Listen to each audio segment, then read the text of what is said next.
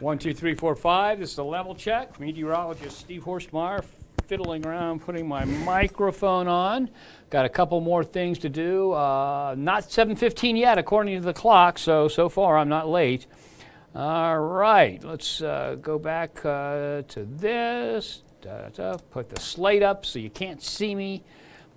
All right. So this is meteorologist Steve Horstmeyer. It says 7:15. This is the Fox 19 7:15 First Alert Weather live streaming show that goes on every Monday through Friday at 7:15 p.m. And we are again talking about some wet snow coming our way for Wednesday night on into Thursday. Little or no accumulation. That accumulation on grassy areas. Most road temperatures are still in the 60s, and we've had some warm weather for a while. So basically, that is what we expect. Just a wet situation out of this one. There's our tower cam look at downtown Cincinnati. We're looking southeast from South Fairmont toward downtown. And if we take a look at the temperature here, oops, the weather computer just bugged out on me. Here we go. Try again. 60 degrees. Now, normal high right now is 53 degrees, so we're way warmer than the normal high at this hour of the evening.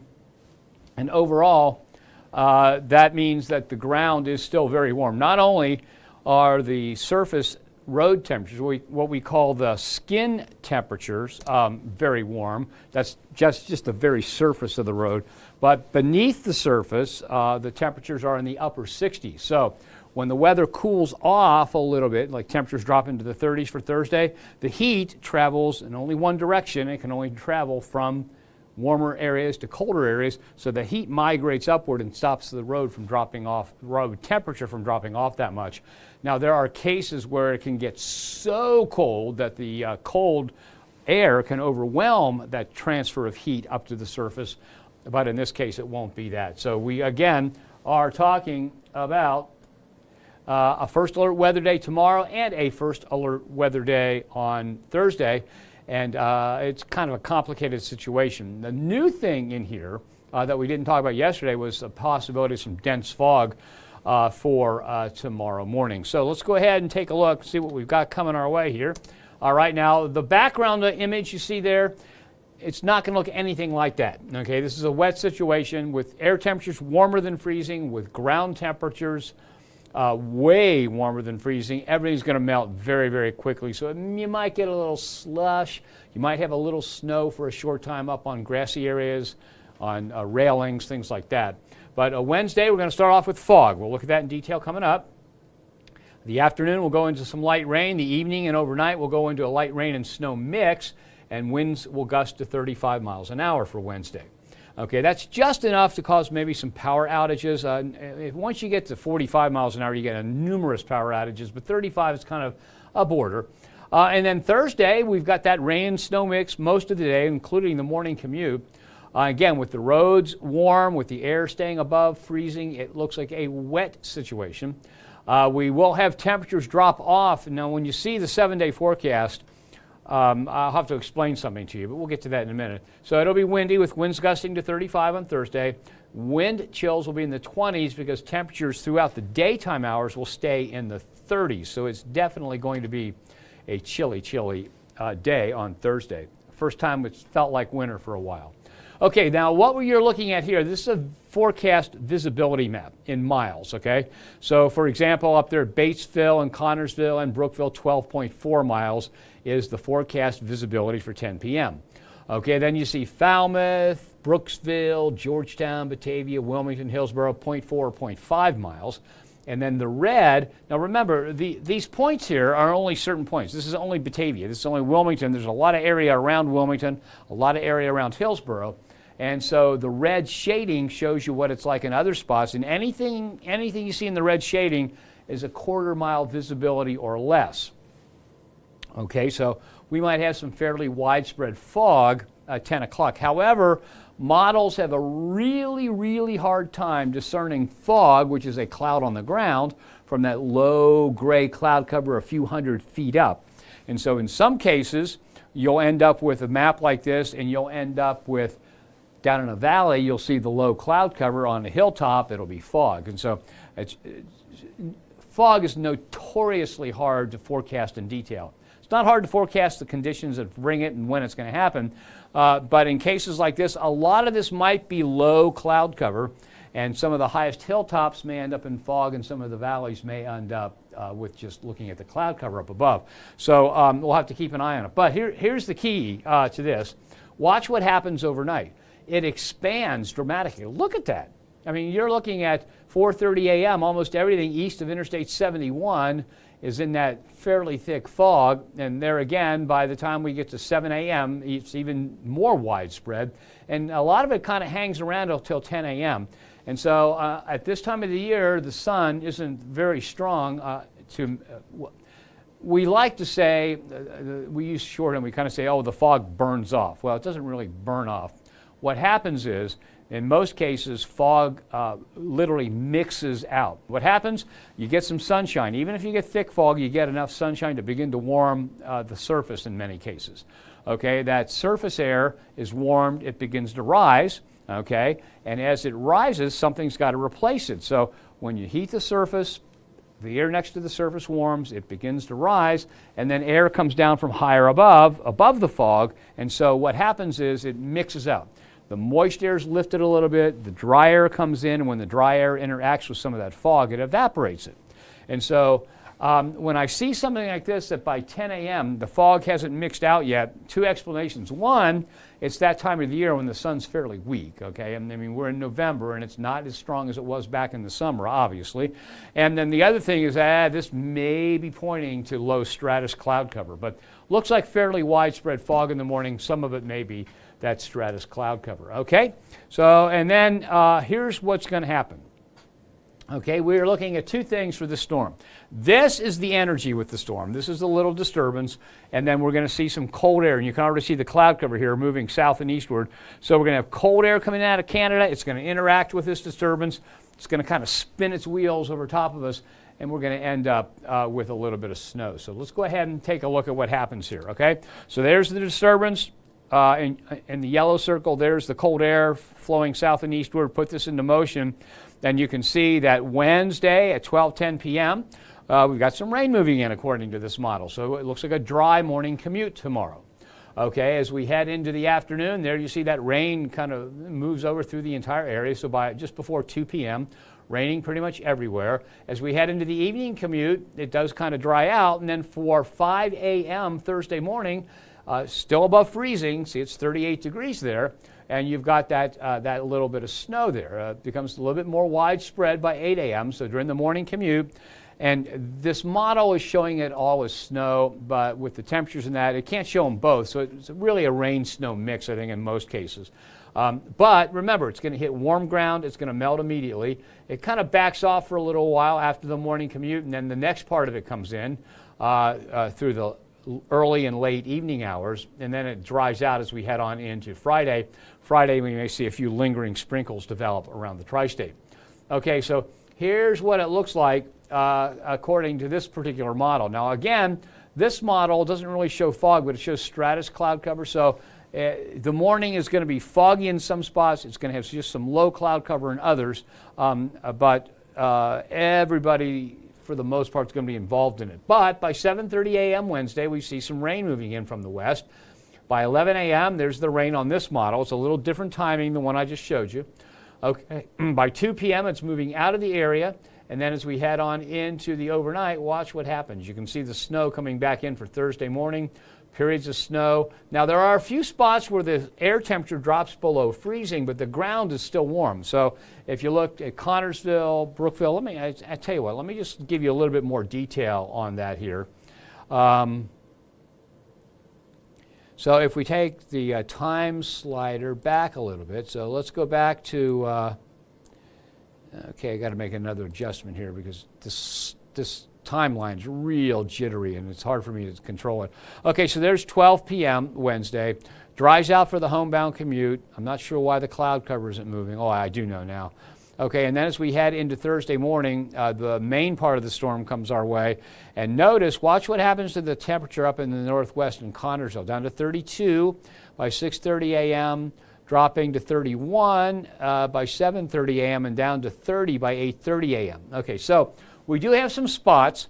Notice from Versailles to Batesville to Brookville to Connorsville to Liberty, probably the Oxford area, probably College Corner.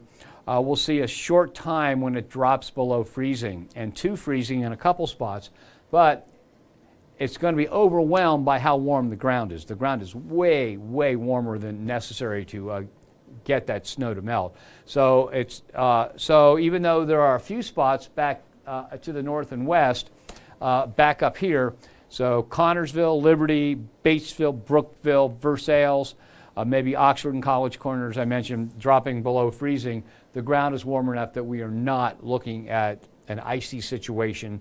At worst, if you get a snowburst to be a little slush and it'll melt off right away. We are not looking at anything that will pack down on the roads. It'll just melt. So, and then it pushes off to the south and east. By 12:30 p.m. on Thursday, we're down to just a few flurries around the tri-state. Now, the European model, now what I'm interested in, I want some more rainfall because yesterday I planted the wildflower seeds that I need. I'm still trying to get the wildflowers established in my front yard, and this is the time of year you plant those, and you don't want to plant them on dry ground, but when you plant them on the ground and it gets rainy and they begin to work their way into the soil, that's ideal.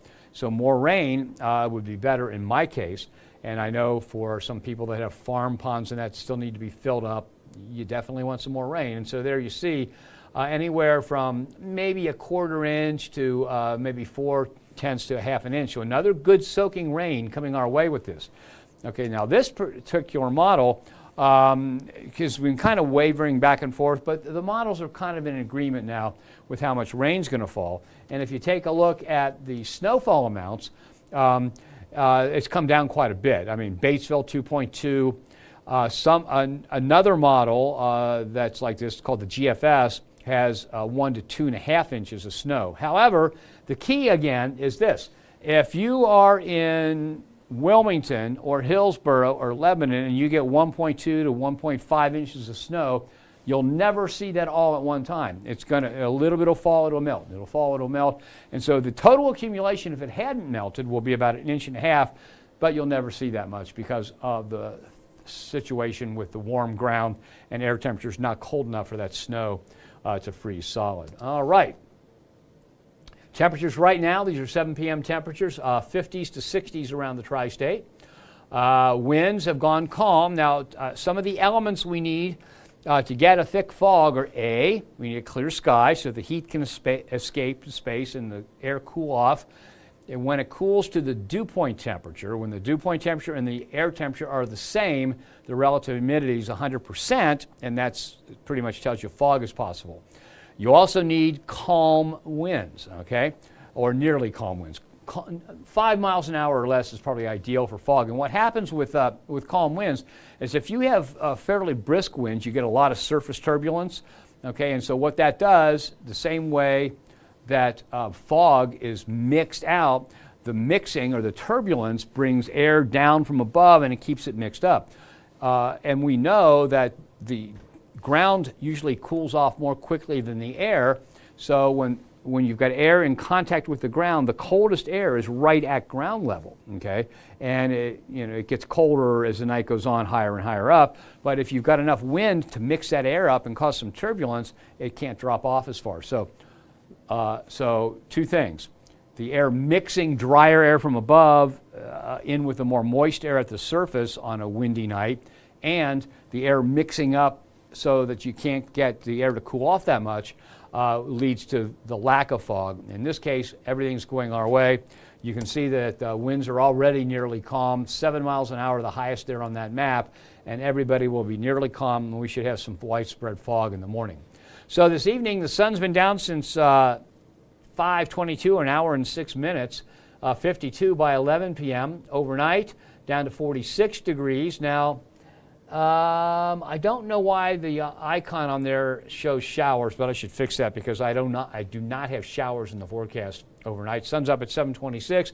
Dry roads tomorrow morning, widespread fog, some of it thick, temperatures upper 40s to lower 50s. Okay, so here's the Climate Prediction Center's update today. We stay warmer than normal through the 29th.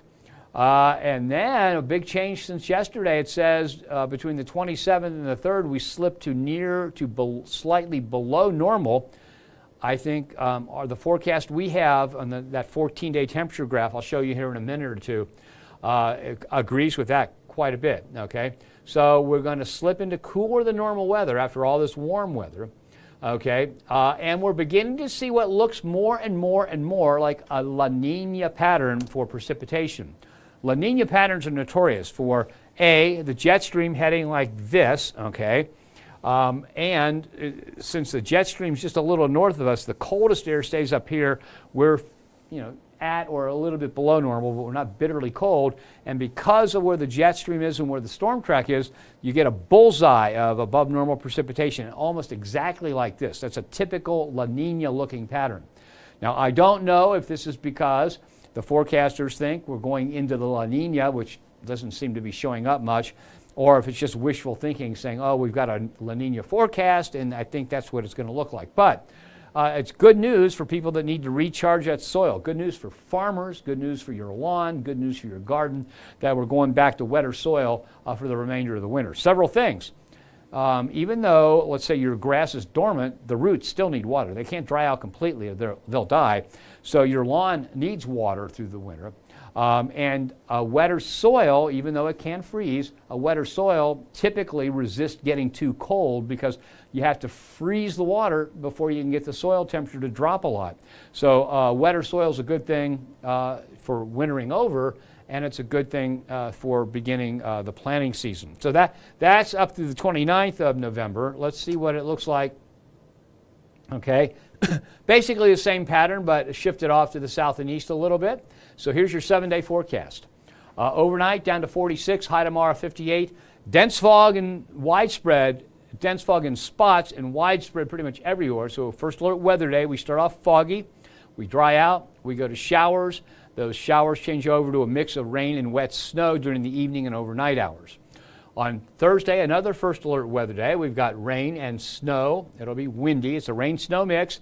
Again, ground temperatures warm and air temperatures are very warm. Now, don't let this fool you. I just got done telling you it's going to be in the 30s all day long. Well, this is the midnight temperature, okay?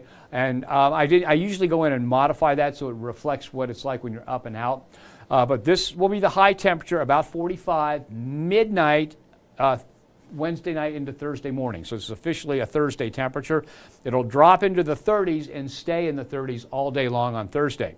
Okay, then we go to a mix of rain and snow, a high temperature, maybe, I think 44, maybe a little over optimistic. But we, in the morning, might have a little bit of a mix, changing over to a few showers, and it's not an all-day rain. It's a few hit-and-miss showers, mainly early in the day. Then if we go into Saturday and Sunday, it looks dry, mostly to variably cloudy, lows in the 30s, highs warming from 47 to 53. So it's looking at a dry weekend. If you've got outdoor plans, just bundle up, you'll be fine.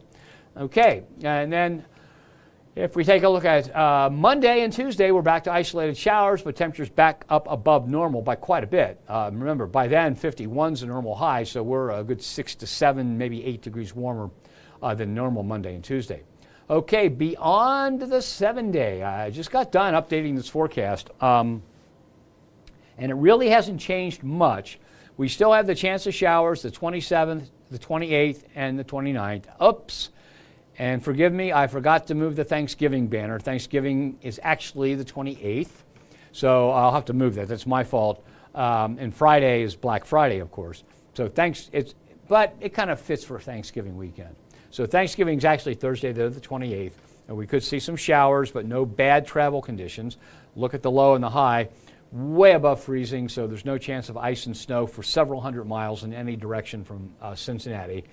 And then on Friday, we're looking at 45. Now, notice the 30th, I've got dry, and then the 1st, 2nd, and 3rd of December, we're talking about high temperatures in the 40s, lows in the 30s and 20s, and if we do get precipitation and it occurs at night, we might see a little bit of a mix of a flake or two of snow in with some of that from time to time. But for the most part, I think we're going to have to keep our eyes on just rain. and maybe a few showers here and there. But of course, this far out, we notice we've got lows below freezing by quite a bit. I think any of that shower activity for Tuesday would be long gone before we, or for Monday would be long gone before we get into Tuesday. So we'll have to iron out the details as it gets closer. And then the 7-day plus looks like this. There's the 58 for tomorrow. Then we drop to below normal for Thursday and Friday. Still below normal Saturday. Back above normal for the 24th, 25th, 26th, 27th, and the 28th, which is Thanksgiving Day. And then right back to normal on the high temperature side. Low temperatures reflect that also. But notice we go to 26 and 25 for the last couple days, the first couple days, I should say, of December. All right. Now, I'll tell you what, take a look at that for a couple seconds. You can probably hear me opening my bottle of Diet Mountain Dew.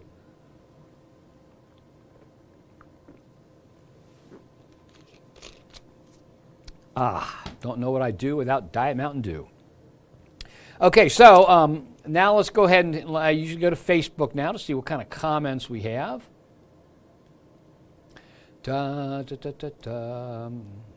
Okay. All right, so go back up to the top. Mary Warder says, hello, Steve. Hi, Mary. How are you? Hope you're having a good day. She said, and then Mary says, no snow. Bring back summer. Well, if I could, Mary, I would. But I tell you what, I like winter myself, and we really do need the rainfall. So we're just gonna have to wait for that one, Mary. I wish I could for you. Melvin, Stone Street. Yeah, it's gonna rain and snow. You're right, Melvin. No doubt about that. Molly Purcell Pollock, hello. Wow, winter is coming. How much snow could we get? Okay, now Molly, I've got to kind of explain. Is anybody now a person my age? I'm really familiar with the Lucille Ball show or I Love Lucy, and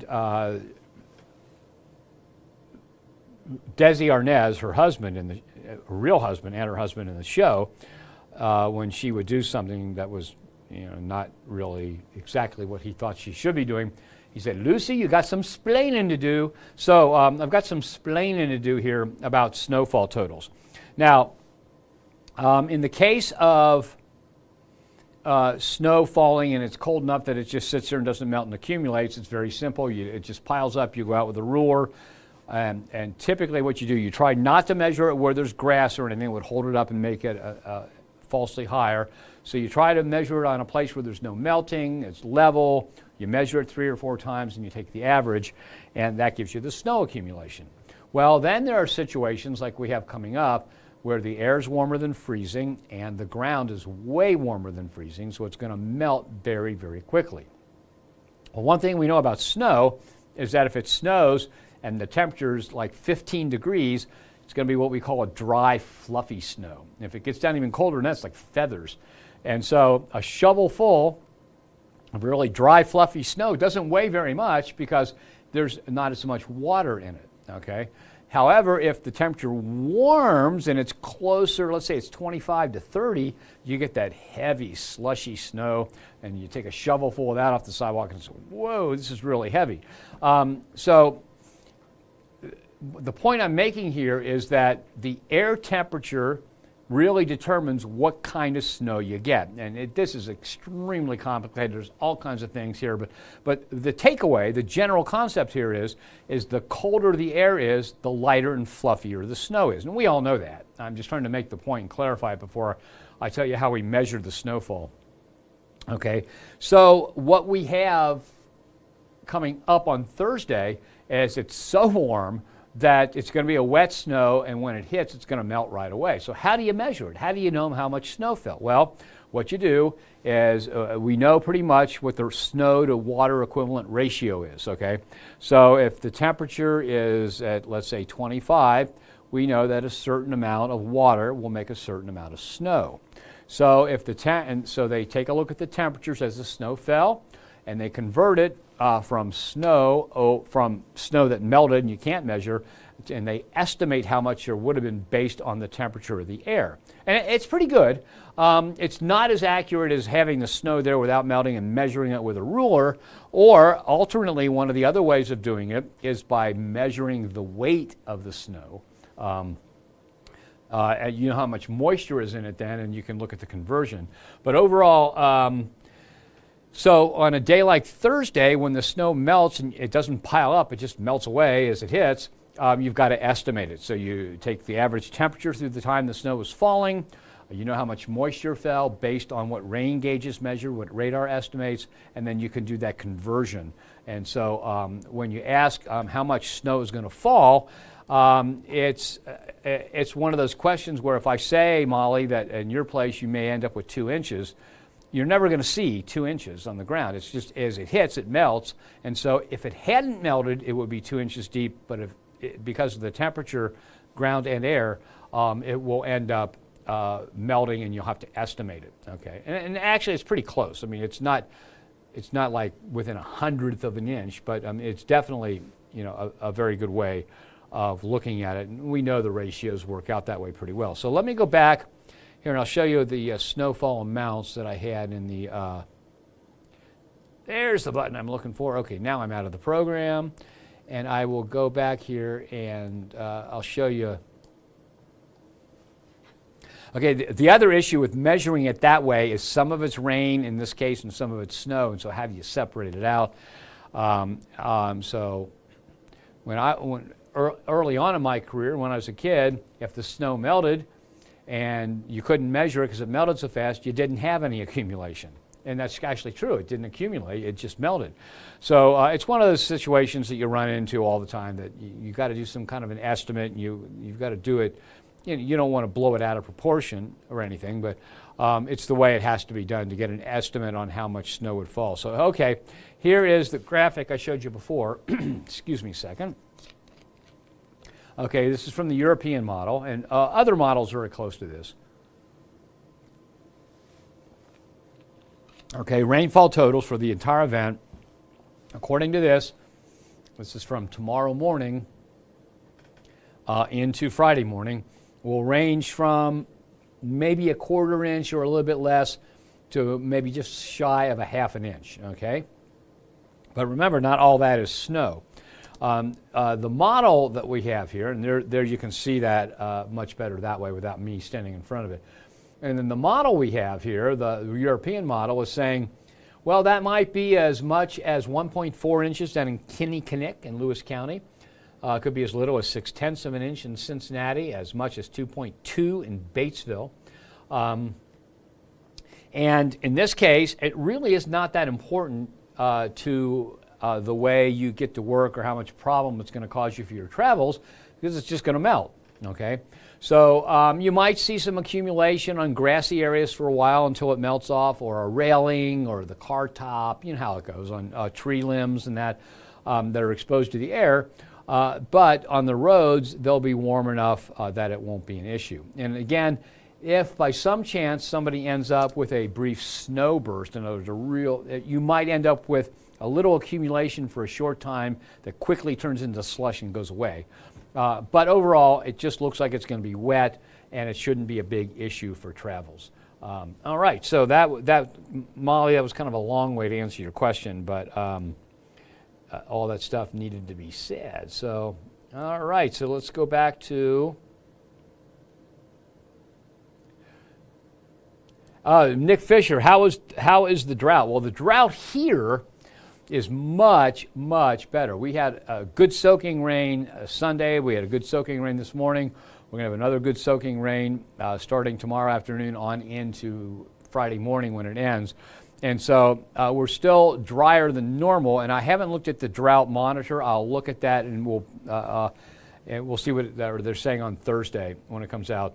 But we're much improved based on what people are saying about their farm ponds, based on Just at my house, things are much, much better.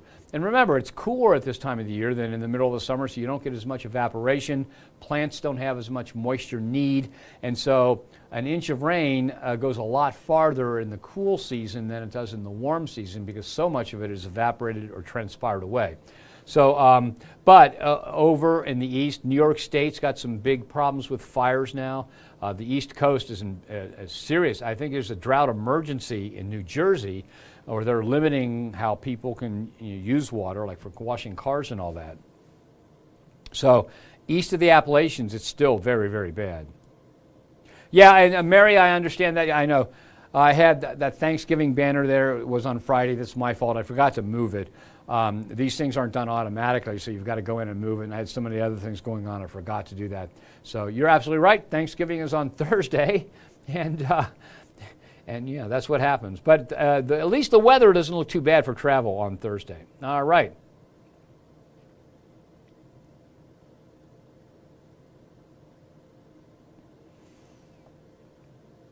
Okay.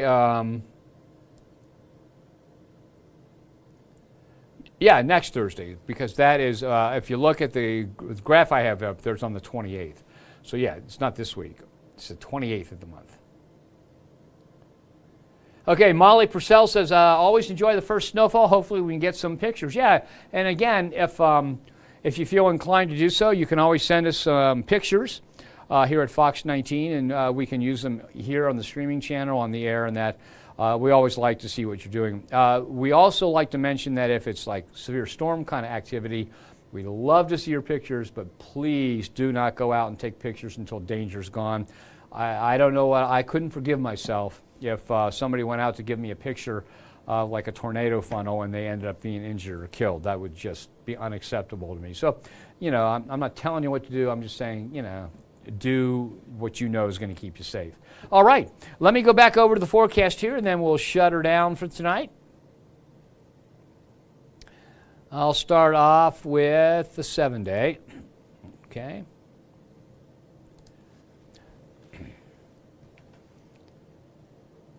Okay, it's coming up here. Okay, now I don't know if I'm still on screen or not. I have to keep switching all the stuff around. Okay, now we go to the 7-day. Here we are. And so overnight, we're looking at a low temperature dropping off to about 46, 58 tomorrow. Now, a low of 34 and a high of 45 on Thursday. Now, remember, I mentioned this to you. This is not, the high temperature doesn't matter what time of day. Most of the time, the high temperature's in the afternoon. Most of the time, the low's in the morning. Well, some days that doesn't work that way. And because we've got colder air moving in, this will be the temperature at about midnight on Thursday, okay?